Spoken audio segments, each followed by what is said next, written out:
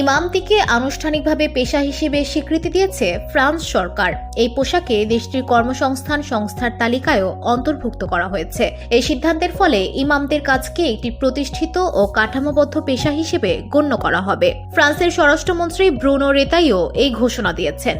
ধুলো, ময়লা ও ক্ষতিকর ধূলিকণা থেকে নিমিষেই মুক্তি দেয় চৌধুরী এয়ার পিউরিফায়ার। এর শক্তিশালী সাকশন ঘরের কোনায় কোনায় লুকিয়ে থাকা সকল ধুলা টেনে ফিল্টার করে এবং বের করে আনে নির্মল ও স্বাস্থ্যকর হাওয়া।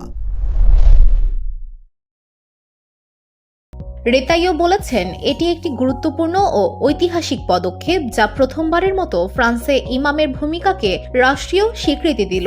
ফরাসি ইসলাম ফোরামের FORAF দ্বিতীয় বৈঠকের সমাপনী অধিবেশনে এই ঘোষণাটি দেন ফ্রান্সের স্বরাষ্ট্রমন্ত্রী। FORAF হল ফ্রান্সে মুসলিম সম্প্রদায়ের প্রতিনিধিদের সঙ্গে রাষ্ট্রের সম্পর্ক উন্নয়নের একটি সরকারি উদ্যোগ। VOD Bangla news desk.